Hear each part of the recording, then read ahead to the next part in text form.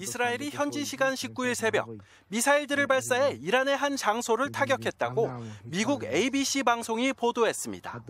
이에 대해 미국 당국자는 이스라엘이 이란에 대한 보복에 나선 것이라고 설명했습니다.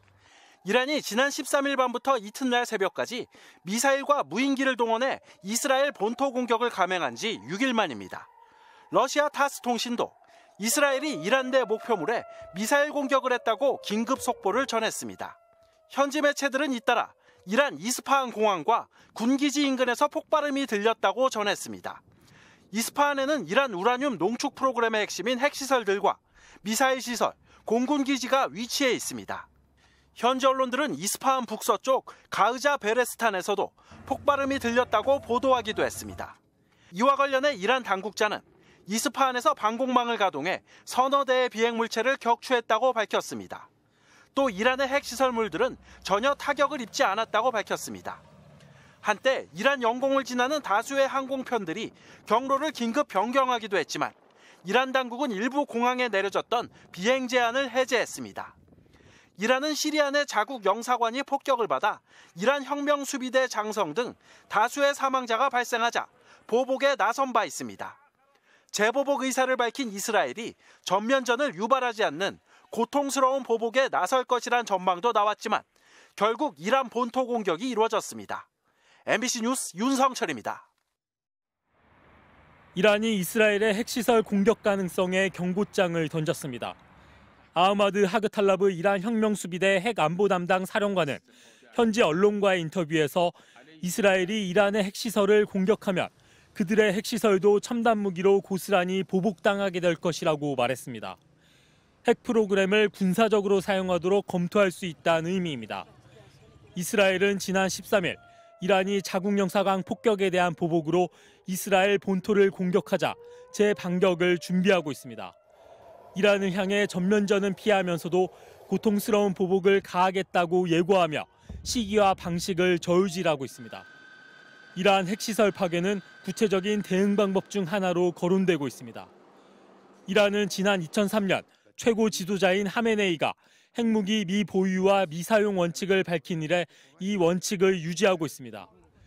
이스라엘의 핵시설 공격 여부에 따라 이 원칙을 다시 검토하겠다는 겁니다. 미국은 이란에 대한 추가 제재를 발표했습니다. 이란 무인기 생산 관련 개인과 기업, 철강, 자동차 산업이 제재 대상에 올랐습니다.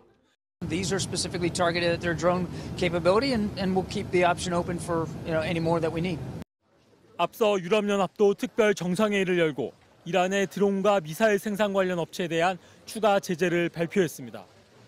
MBC 뉴스 이덕영입니다.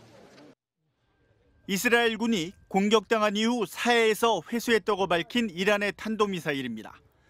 이스라엘군은 공격을 막아내지 못했다면 중동 지역에 위험한 결과를 초래했을 것이고 이란은 처벌을 피할 수 없다며 재반격을 다시 경고했습니다. We will respond the way that we will choose at the time that we will choose. We don't just have defensive capabilities we were proven on Saturday night. We have offensive capabilities.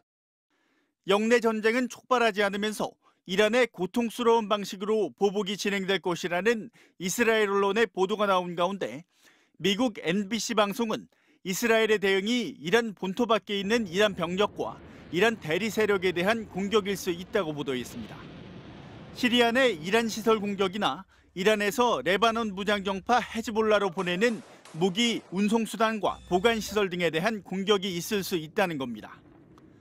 확전에 대한 미국과 영국, 프랑스 등 우방국들의 반대와 우려에 이스라엘은 국제사회에 이란을 제재해달라는 외교전에도 나섰습니다.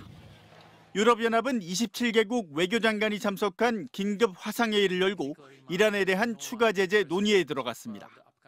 One is an expansion on the regional dimension. For this regime could be also applied to the deliveries from Iran to proxies in the Middle East.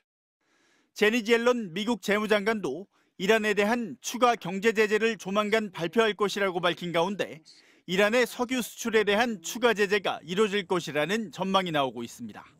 MBC 뉴스 박영일입니다.